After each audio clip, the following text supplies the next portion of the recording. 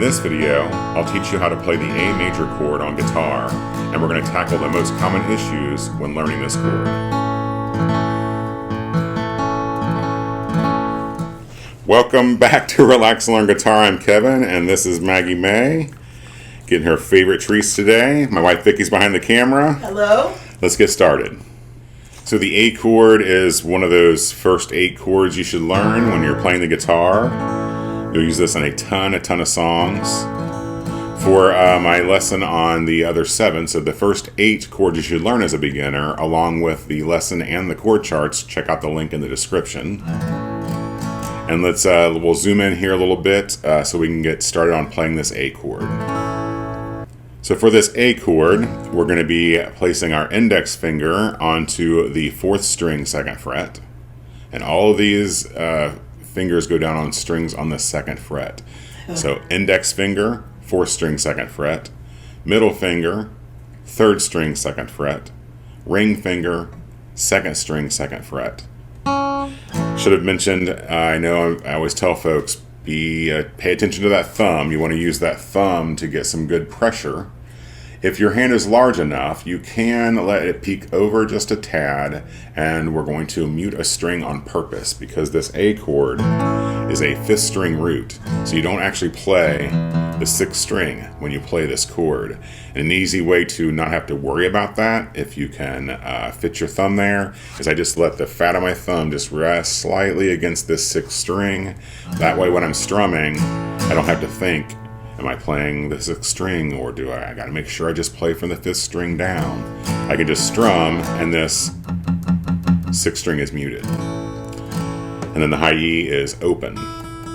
As far as common issues with this chord, there's a few. The first one is those arched fingers. You want to make sure that, for example, this ring finger will sometimes mute that high E string. So as I always say, we're going to pluck the strings individually first, and then strum, and then pluck. The reason we do that is so our brain learns what to hear and what is, the correct chord, and you find any problem areas. And probably the most common one I see is that ring finger, the fat of that ring finger resting against that high E string and muting it. So you want to arch that. The other thing I'll see with folks is it can be a little bit of a challenge depending on the size of your fingers to put those all 3 in that 2nd fret. I sometimes play this, well, a lot of times you'll see me play this chord with one finger. I'll use my index finger, and I'm just doing what I'm calling a mini bar.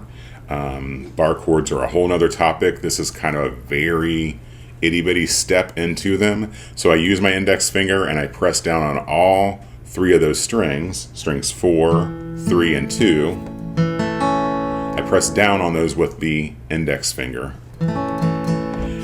I mute the high E string on purpose, and that's because it's probably the most easiest way to get all the notes in there.